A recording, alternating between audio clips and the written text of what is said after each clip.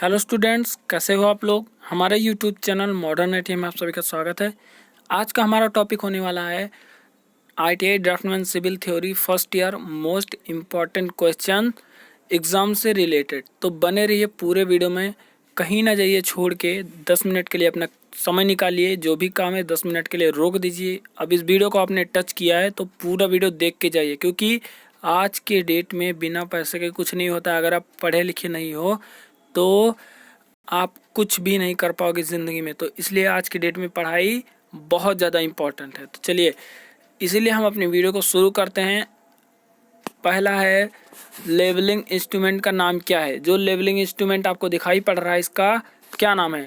पहली बात तो आप ये समझ लीजिए, क्योंकि लेवलिंग इंस्ट्रूमेंट कई सारे आते हैं, कई तरीके के आते हैं, ठीक है। तो आपको चित्र ध्यान रखना पड़ेगा और उस हिसाब से आपको याद करना पड़ेगा। चित्र जरूर देगा तो चित्र देख के आपको पहचानना पड़ेगा कि कौन सा इंस्ट्रूमेंट है। तो लेवलिंग इंस्ट्रूमेंट का नाम क्या है। तो इस लेवलिंग इंस्ट्रूमेंट को हम लोग बोलते हैं डंपी लेवल। कौन सा? Dumpy level. ए नंबर बिल्कुल करेक्ट आंसर है। चलिए अगले क्वेश्चन की तरफ बढ़ते हैं। अगला क्वेश्चन है, लेवलिंग इंस्ट्रूमेंट का नाम क्या है। अब यहाँ भी वही है लेकिन चित्र दूसरा है, ठीक है। लेवलिंग इंस्ट्रूमेंट का नाम क्या है। तो इस लेवलिंग इंस्ट्रूमेंट को हम लोग बोलते हैं, क्या बोलते हैं? Auto level. क्या बोलते हैं? Auto level. चलिए अगले क्वेश्चन की तरफ बढ़ते हैं। अगला क्वेश्चन है, लेवल बुक में प्रथम प्रविष्टि के लिए किस स्तंभ का उपयोग किया जाता है। लेवल बुक में प्रथम प्रविष्टि के लिए किस स्तंभ का उपयोग किया जाता है। बैक साइड स्तंभ का। कौन सा? बैक साइड स्तंभ का। देख लीजिए, बैक साइड स्तंभ का। बी नंबर बिल्कुल करेक्ट आंसर है। चलिए अगले क्वेश्चन की तरफ बढ़ते हैं। अगला क्वेश्चन है, सर्वेक्षण की कौन सी शाखा ऊर्ध्वाधर प्लेन में माप से संबंधित है। सर्वेक्षण की कौन सी शाखा ऊर्ध्वाधर प्लेन में माप से संबंधित है। तो वो कौन सी शाखा है? लेवलिंग शाखा। कौन सी? लेवलिंग शाखा। अतः बी नंबर हमारा बिल्कुल करेक्ट आंसर हो जाएगा, ठीक है। चलिए आगे बढ़ते हैं। अगला क्वेश्चन है, सभी बिंदुओं पर कौन सी लाइन प्लम्ब लाइन के लिए सामान्य है। सभी बिंदुओं पर कौन सी लाइन है जो प्लम्ब लाइन के लिए सामान्य है। तो हमारी लाइन है, कौन सी लाइन है? क्षैतिज रेखा, हॉरिजॉन्टल लाइन। कौन सी? हॉरिजॉन्टल लाइन, क्षैतिज रेखा। चौथा नंबर हमारा बिल्कुल करेक्ट आंसर है। चलिए अगले क्वेश्चन की तरफ बढ़ते हैं। किसी कार्य के अंत में कम अवधि के लिए कौन सा बेंचमार्क स्थापित किया जाता है। किसी कार्य के अंत में कम अवधि के लिए कौन सा बेंचमार्क स्थापित किया जाता है। तो वह कौन सा बेंचमार्क है जो स्थापित किया जाता है? अस्थायी बेंचमार्क। कौन सा? अस्थायी बेंचमार्क। अतः बी नंबर बिल्कुल करेक्ट आंसर है, ठीक है। चलिए अगले क्वेश्चन की तरफ बढ़ते हैं। अगला क्वेश्चन है, उस लेवल का नाम क्या है जिसे सूर्य से किसी भी सुरक्षा की आवश्यकता नहीं है। जिसे सूर्य से किसी भी सुरक्षा की आवश्यकता नहीं है, तो उस लेवल को हम लोग बोलते हैं ऑटो लेवल। कौन सा? Auto level. अतः हमारा बी नंबर बिल्कुल करेक्ट आंसर हो जाएगा। जिसे किसी भी सूर्य की आवश्यकता नहीं है उसे हम बोलते हैं ऑटो लेवल। बी नंबर बिल्कुल करेक्ट आंसर है। अगला क्वेश्चन है, दर्शनीय स्थल लंबे होते हैं और उपकरण के माध्यम से पढ़े जाने वाले स्टाफ का नाम क्या है। उपकरण के माध्यम से पढ़े जाने वाले स्टाफ का नाम क्या है। तो इसका करेक्ट आंसर है टेलीस्कोपिक स्टाफ। कौन सा staff? Telescopic staff. D number हमारा बिल्कुल करेक्ट आंसर होने को तैयार है और यही करेक्ट आंसर है। चलिए अगले क्वेश्चन की तरफ बढ़ते हैं। अगला क्वेश्चन है, 3 मीटर लंबे और बैंड फिट किए गए कर्मचारियों का नाम सटीक लेवलिंग के लिए उपयोग किए जाने वाले मिलीमीटर में स्नातक है। मिलीमीटर में स्नातक है। फिर से एक बार मैं दोहरा रहा हूँ क्वेश्चन। 3 मीटर लंबे और बैंड फिट किए गए, ठीक है। 3 मीटर लंबे और बैंड फिट किए गए कर्मचारियों का नाम सटीक लेवलिंग के लिए उपयोग किए जाने वाले एमएम में स्नातक हैं। तो इसका करेक्ट आंसर हमारा हो जाएगा इनवार स्टाफ, कौन सा स्टाफ?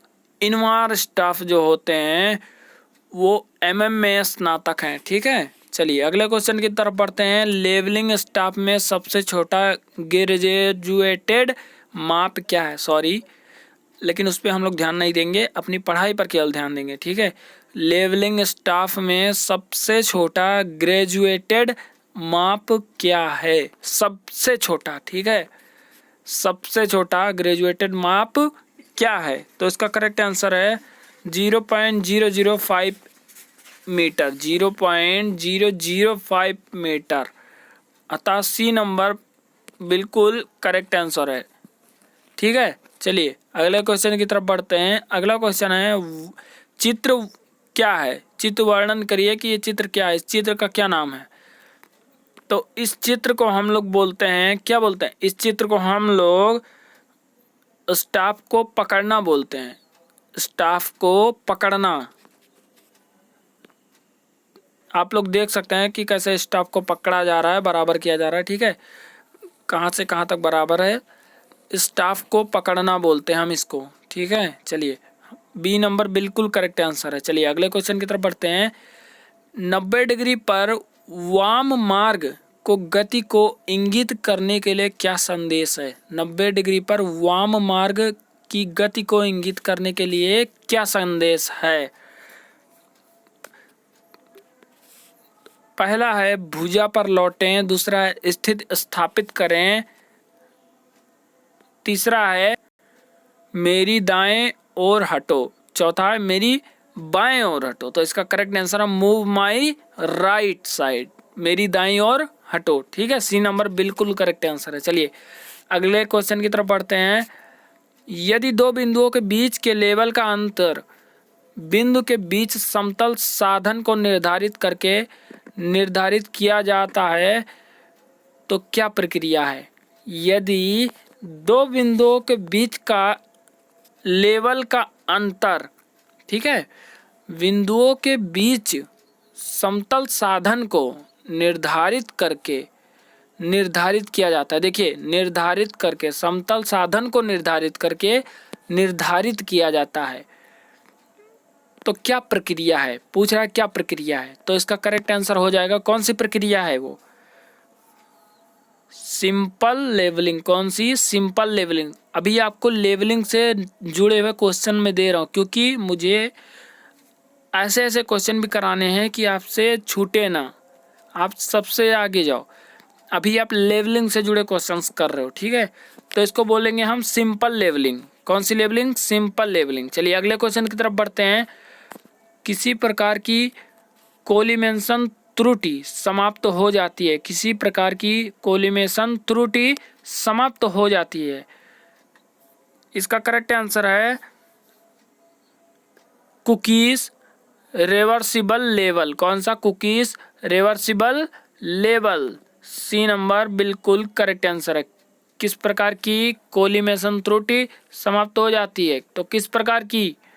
कुकीज रिवर्सिबल लेवल प्रकार की कोलिमेशन त्रुटि समाप्त हो जाती है। चलिए अगले क्वेश्चन की तरफ बढ़ते हैं। अगला क्वेश्चन है जमीनी सतह पर निरंतर ऊंचाई की काल्पनिक रेखा का नाम क्या है? जमीनी सतह पर निरंतर ऊंचाई की काल्पनिक रेखा का क्या नाम है? तो उसका सही जवाब है समोच्च रेखा। क्या नाम है? समोच्च रेखा। B नंबर बिल्कुल करेक्ट आंसर है। चलिए अगले क्वेश्चन की तरफ बढ़ते हैं। अगला क्वेश्चन है समोच्च की कौन सी विधि छोटे और कम अचूक क्षेत्र के लिए उपयुक्त है? समोच्च की कौन सी विधि छोटे और कम अचूक क्षेत्र के लिए उपयुक्त है? तो इसका करेक्ट आंसर हो जाएगा वर्ग विधि से। कौन सी? वर्ग विधि, by square method. A number बिल्कुल करेक्ट आंसर है। चलिए अगले क्वेश्चन की तरफ बढ़ते हैं। अगला क्वेश्चन है पहाड़ी क्षेत्रों में समोच्च बनाने के लिए समोच्च की कौन सी विधि उपयुक्त है? कौन सी विधि उपयुक्त है? तो वो टेक्नोमेट्री विधि द्वारा। कौन सी विधि है? टेक्नोमेट्री विधि द्वारा पहाड़ी क्षेत्रों में समोच्च बनाने के लिए समोच्च की विधि है। ठीक है, चलिए अगले क्वेश्चन की तरफ बढ़ते हैं। स्थलाकृत मानचित्र के रूप में निर्माण स्थलों की ड्राइंग का चयनित RF क्या है? चयनित RF क्या है? तो इसका करेक्ट आंसर हो जाएगा 1/1000। क्या हो जाएगा? 1/1000। ठीक है, चलिए अगले क्वेश्चन की तरफ बढ़ते हैं। किसी योजना या नक्शे में क्या माप दिया जाता है? जब कोई योजना या नक्शा होता है तो उसमें क्या माप दिया जाता है? रेखीय माप या कोणीय माप या ऊर्ध्वाधर माप या रैखिक और कोणीय माप? तो इसका करेक्ट आंसर है रैखिक और कोणीय माप दिया जाता है किसी नक्शा या योजना में। ठीक है, चलिए अगले क्वेश्चन की तरफ बढ़ते हैं। अगला क्वेश्चन है, समोच्च की योजना में कौन से आयाम हैं? समोच्च की योजना में कौन से आयाम हैं? यहाँ पर आपसे आयाम पूछ रहा है, कौन से आयाम है? तो हॉरिजॉन्टल डायमेंशन मतलब क्षैतिज आयाम। कौन से आयाम हैं? क्षैतिज आयाम। ठीक है, बी नंबर बिल्कुल करेक्ट आंसर है। चलिए अगले क्वेश्चन की तरफ बढ़ते हैं। अगला क्वेश्चन है, डायरेक्ट लेवलिंग में लेवलिंग को क्या कहा जाता है? जो डायरेक्ट लेवलिंग होती है उसमें लेवलिंग को क्या कहा जाता है? तो उसमें लेवलिंग को त्रिकोणमितीय लेवलिंग कहा जाता है। कौन सी लेवलिंग? त्रिकोणमितीय लेवलिंग। अतः बी नंबर बिल्कुल करेक्ट आंसर है। आज की वीडियो को हम यहीं पर समाप्त करते हैं, फिर कल मिलते हैं एक नई वीडियो एक नए टॉपिक के साथ। तब तक के लिए जय हिंद, जय भारत।